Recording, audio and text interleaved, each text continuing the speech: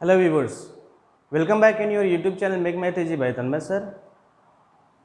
मैं आप लोगों के लिए लेके आया हूँ सोल्यूशन एक्सरसाइज 3.2 क्वेश्चन नंबर 2 का।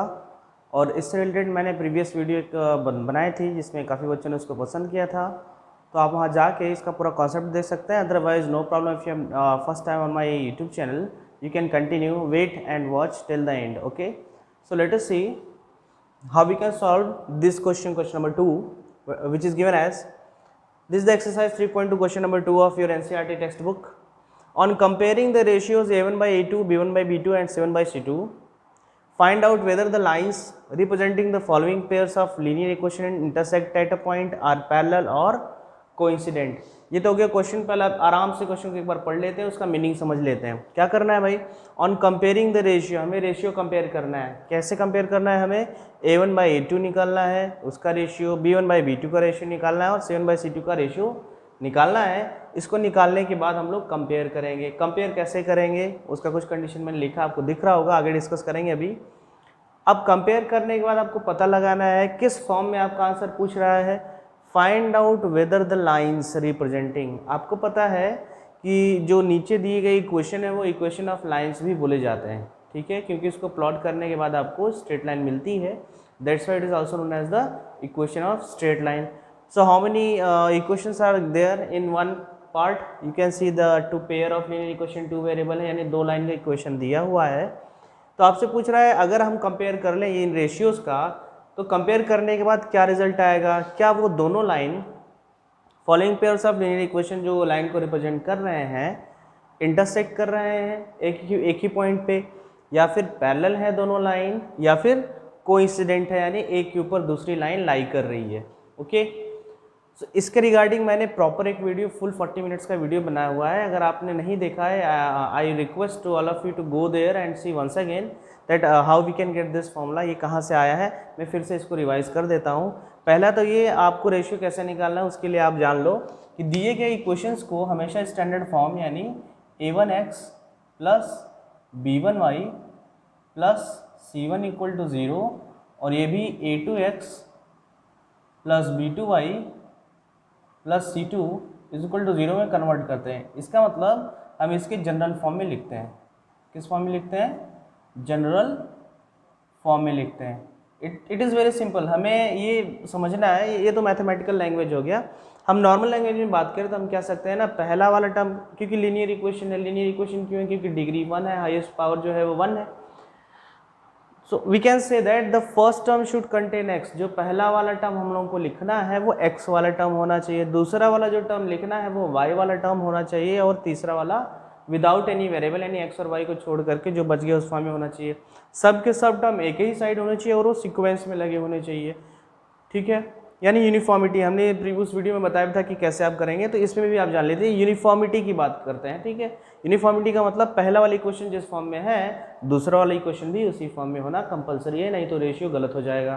तो हमें पहले रेशियो फाइंड आउट करने से पहले हमें ये चेक करना है, ये तो जनरल फॉर्म आप जानते रहिए, इसी फॉर्म में लगाना है जहाँ a1 क्या है? a1 क्या है?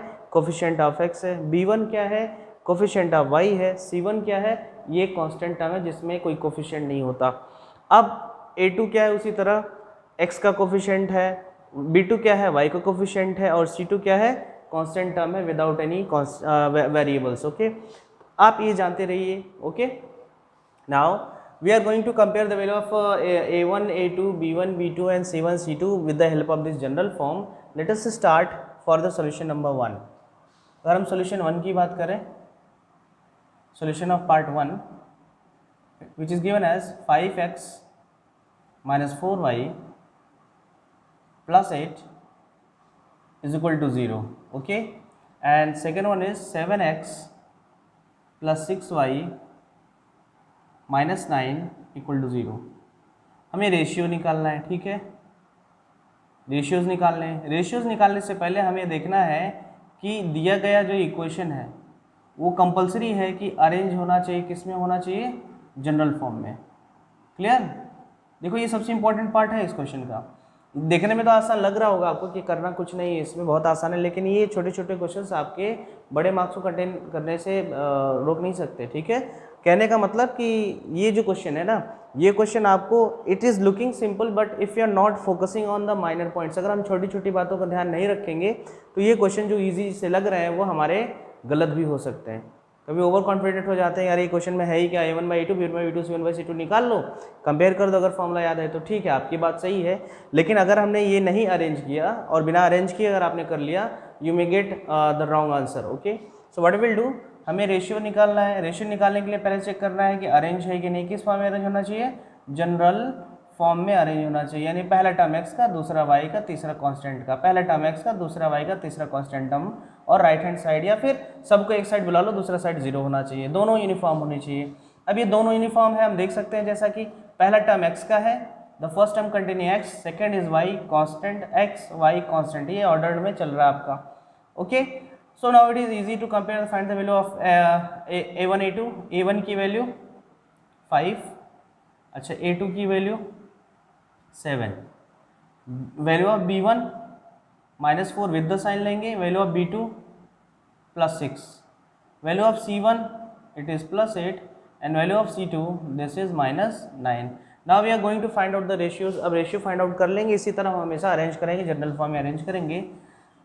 Late us apply to find the ratio on this behalf. क्या जाएगा भाई, A1/A2 की वैल्यू कितनी आ जाएगी, 5/7।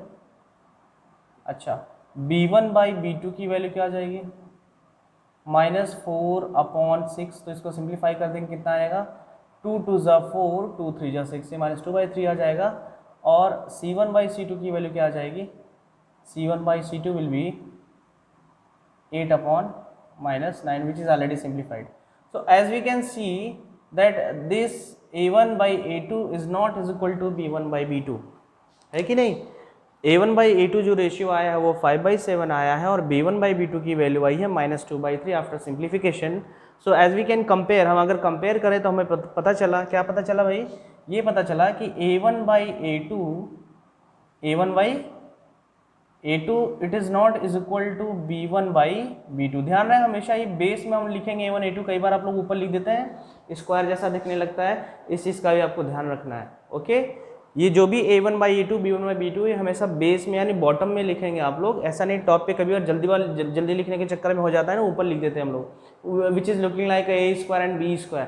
सो be careful about also. Okay, उसके बारे में आप थोड़ा केयरफुल रहिए। हम कह रहे हैं ये दीज ऑल माइनर पॉइंट्स में do huge mistake and you may gate problems, you may get in trouble. तो अब क्या करना है आपको, A1/A2 और B1/B2 की वैल्यू फाइंड आउट कर ली, कंपेयर कर लिया, कंपेयर करके देखा कि भाई A1/A2 और B1/B2 की वैल्यू इक्वल नहीं आ रही है। अगर इक्वल नहीं आएगी तो इन तीनों में से कौन सी कंडीशन है उसको भी एक बार रिवाइज कर लेते हैं। A1/A2 अगर B1/B2 के बराबर नहीं आता है तो समझ लेना वो इंटरसेक्टिंग लाइन को रिप्रेजेंट करता है। इंटरसेक्टिंग लाइन्स का मतलब ये ग्राफिकल रिप्रेजेंटेशन हो गया। अगली बार देखते हैं कि A1/A2 और B1/B2 अगर बराबर आ जाता है लेकिन C1/C2 बराबर नहीं आता है तो समझ लेना वो पैरेलल लाइन्स है। और A1/A2 और B1/B2 और C1/C2 तीनों अगर आपस में बराबर आ गए तो समझ लेना वो कोइंसिडेंट लाइन्स है, यानी एक के ऊपर दूसरी लाइन लाई कर रही है, जिसके इनफाइनाइट मेनी सोल्यूशन होते हैं। इसका यूनिक सोल्यूशन होता है और इसका नो सोल्यूशन होता है, उसको हमने प्रॉपर डिस्कस किया है। सो अब इनमें से हमें ये देखना है कि किस कंडीशन के बारे में पूछ रहा है। तो लाइंस के ग्राफ का नेचर पूछ रहा है ना, वो लाइंस का नेचर क्या होगा भाई, तो क्या होगा, इंटरसेक्टिंग होगा। What will be, intersecting lines, ठीक है ना, आंसर क्या होगा, इंटरसेक्टिंग लाइंस, क्योंकि A1/A2 is not equal to B1/B2 अगर आया है तो कहीं ना कहीं ये इंटरसेक्टिंग लाइंस को रिप्रेजेंट कर रहा है। तो इसमें कुछ करना ही बहुत सिंपल है। अब जल्दी से सेकेंड पार्ट देख लेते हैं। Okay, let us see the second one. What is the second one, here we have the part number second solution of part number second, which is 9x plus 3y plus 12 equal to 0 and 18x plus 6y plus 24 equal to 0. So again before finding the ratio, हमें ratio find out करने से पहले क्या देखना होगा, arrange है कि नहीं। ठीक है, अरेंज है ना, नहीं है तो करना पड़ेगा भाई, अरेंज कर लेंगे। अरेंज किस में करेंगे, जनरल फॉर्म में करेंगे। Okay, so which is already arranged, general form में अरेंज करेंगे आप, एक्स वाई और कांस्टेंट और एक तरफ zero. So from here it is very easy to find the value of a1 a2, okay, b1 and b2 and c1 and c2. बस लिखते चले जाना है आपको. a1 की वैल्यू 9, a2 की value 18, okay, value of b1 3, value of b2 6, value of c1 12, value of c2 24. Let us find the ratio a1 by a2. What is that? नीचे और बेस ये बॉटम में लिखना होगा आपको. 9 by 18 which is not simplified. 9 1 जा 9, 9 2 जा 18 which is 1 by 2. Again b1 by b2 bottom में लिखेंगे आप. 3 by 6 again which is not simplified. 3 1 जा 6, 3 1 जा 3, 3 2 जा 6, okay. And c1 by c2 ये क्या होगा? 12 अपॉन 24. इसको भी सिंप्लीफाई करेंगे. 12 1 जा 12, 12 2 जा 24. So what you can see, इन तीनों रेशियोज को कंपेयर करने पे क्या समझ में आ रहा है आपको? You can see that all these ratios are equal. Why these ratios are equal? Because all having the same value as 1 by 2. So what we can write as a conclusion that a1 by a2, a1 by a2 it is equal to b1 by b2 and which is equal to c1 by c2. so which condition it is showing? कौन सी condition show कर रहा है? जब तीनों ratios आपस में बराबर होते हैं तो लाइन के ग्राफ का नेचर क्या होता है? Okay, so you can take out hint from here and you can say that this pair of linear equation two variable showing the coincident lines. ठीक है, क्या रिप्रेजेंट कर रहा है? Coincident lines. ये आओगे आपका नेचर ऑफ द लाइन्स.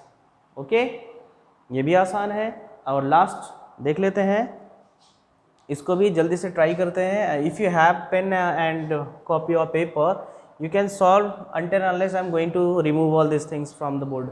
ये समझ में आ रहा है आपको? कोई अगर प्रॉब्लम रह गई है, नहीं समझ में आ रहा है, कुछ हमने कॉमन चीज़ें आपको बता दी हैं, just focus on all those small points and you will get a good score in this kind of the question. okay, these all are very important questions. और आगे देखते हैं फिर the last part क्या है इसमें, which is given here 6x minus 3y plus 10 equal to 0 and 2x minus y. मान लो हम इसको लिख दो -9. ठीक है, सपोज मान लो ऐसा क्वेश्चन आ गया, क्योंकि सारे क्वेश्चन एक ही फॉर्म में है तो ऐसे भी क्वेश्चन आ सकते हैं. इफ़ इट में you know something mould in the question, अगर कुछ बनाना चाहता है क्वेश्चन को थोड़ा सा डिफिकल्ट करना चाहता है, हो सकता है आपको ये क्वेश्चन इस फॉर्म में आ जाए. क्या करेंगे? हमने आपको पहले भी बताया है कि रेशियो फाइंड आउट करने से पहले, before finding the ratios, what you will do, you have to arrange both. ऐसा नहीं कि एक ही को अरेंज करेंगे, अरेंज करेंगे दोनों को. पहले को अरेंज कर देते तो आ जाएगा 6x माइनस 3y और प्लस 10. ये ऑलरेडी अरेंज है, पहला टर्म x का, दूसरा y का, तीसरा कांस्टेंट टर्म आ जाएगा. और इसको अरेंज करेंगे तो आ जाएगा 2x माइनस y. अब देखो ये अरेंज नहीं है तो -9 को उधर लाना पड़ेगा तो +9 हो जाएगा इज इक्वल टू 0. कन्फ्यूज मत होइए, हम कह रहे हैं कि ये क्वेश्चन इस फॉर्म में भी आ सकता है. तो जो मैंने आपको चीज़ बताई है, whatever things I have shared with you, that how we will use that, हम उसको कैसे यूज़ करेंगे, क्योंकि यहाँ पे गलती हो जाती है. Okay, may be you may do mistake, that's why I am telling you this small point. अब हम यहाँ से रेशियोज निकाल सकते हैं. a1 बाई a2 डायरेक्ट निकाल दें. a1 बाई a2 अब तो आप समझ गए होंगे. 6 बाई 2 कितना आ जाएगा? 3. अच्छा, b1 बाई b2 की वैल्यू, इसमें भी देखिए गलती करते हैं आप लोग, हमेशा विद द साइन लेते हैं. विद द साइन, जो भी साइन लगा होता है, और जब कोई कोफिशिएंट नहीं होता तो 1 मानते हैं, ये भी आप जानते हैं. So it will be -3 by -1. Okay, और सिंप्लीफाई करेंगे तो माइनस माइनस कैंसिल हो जाएगा. क्या आ जाएगा? 3 अपॉन 1 और 3 only. Again c1 by c2, value of c1 by c2 will be 10 upon 9 which is already simplified. इससे ज़्यादा सिंप्लीफाइड नहीं हो सकता. कंपेयर करने पे क्या पता चला भाई कि a1 बाई a2 की वैल्यू b1 बाई b2 के बराबर तो आ गई, लेकिन c1 बाई c2 के बराबर नहीं आए, है कि नहीं. a1 बाई a2 की वैल्यू 3 है, correct, and b1 by b2 also giving the value as 3, but c1 by c2 is giving the different value. That's why we can say that a1 by a2 it is equal to b1 by b2, but it is not is equal to c1 by c2. So what kind of the conclusion you are getting from here? क्या पता चलता है भाई इन तीनों में से कौन सा केस चलेगा? फर्स्ट है, तो ये जब पहले ही आपका नॉट इक्वल हो जाता है तो इंटरसेक्टिंग लाइंस को रिप्रेजेंट करता है। ये दोनों अगर इक्वल है, तीसरा इक्वल नहीं है, तो ये कहीं ना कहीं किसको रिप्रेजेंट कर रहा है, पैरेलल लाइंस को। So this is the answer for the all these 3 parts. तो इस टाइप के जितने भी question, I hope that now you can do confidently. क्या छोटी सी चीज़ रह गई थी, हमने कहा दोनों में यूनिफॉर्मिटी होनी चाहिए। दोनों मतलब pair of linear equation, 2 variable जो भी आपको दिया हुआ है, इसको आप क्या करोगे, पेयर दोनों को स्टैंडर्ड फॉर्म में यानी जनरल फॉर्म में लिखोगे, जो उनका जनरल फॉर्म है। पहला टर्म एक्स का, दूसरा वाई का, फिर कांस्टेंट, पहला टर्म एक्स का, दूसरा वाई का, फिर कांस्टेंट। या फिर आपने कांस्टेंट को पहले वाले इक्वेशन में कांस्टेंट को भेज दिया है राइट हैंड साइड, तो दूसरे वाले में भी आप राइट हैंड साइड ही भेज करके कंपेयर करोगे। समझ में आ गई बात? ओके। ऐसे भी बच्चों ने किया है या करते हैं कि अगर पहले इक्वेशन में मान लो दे दिया ये 10 को उधर -10 और इसमें -9 दिया है, तो आपको कुछ भी करने की ज़रूरत नहीं है। बस ये ध्यान देना है कि दोनों ही इक्वेशन यूनिफॉर्म होनी चाहिए, बस यूनिफॉर्म होनी चाहिए। Okay okay. और एक क्वेश्चन मैं आपको देके जा रहा हूँ, इसका answer I hope that you will give in my comment box. ये होमवर्क है कह सकते हैं, या फिर आपको समझ में आया तो आप ज़रूर बताइएगा। इसका आंसर इसी से रिलेटेड है। मेरा पार्ट नंबर 4 है मेरी तरफ से आप लोगों के लिए। ये 2x - 3y = 9 और एक है 2y + 3x + 5 = 0। आई होप आप लोग इसका आंसर मुझे ज़रूर देंगे मेरे कमेंट बॉक्स में, अगर आपने मेरा वीडियो लास्ट तक देखा है तो। So this answer I am waiting for all of you, that somebody, 1 or 2 students who are actually continuously watching my videos. So I hope that you will give the answer of this question, but this question is not looking easy. हाँ, ये थोड़ा आसान है, but बहुत छोटी छोटी चीज़ इसमें मैंने मेंशन की है। यूनिफॉर्मिटी के बाद इसमें भी आएगी, ध्यान दीजिएगा और बताइएगा। I will wait for your answers in my comment box.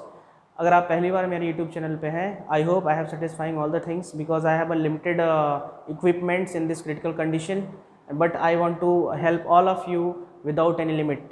Okay, so equipments are limited, but my hope is unlimited to help all of you. Thanks for giving you important time for important study. अगर अच्छा लगे तो subscribe करिए, share करिए। Thank you very much.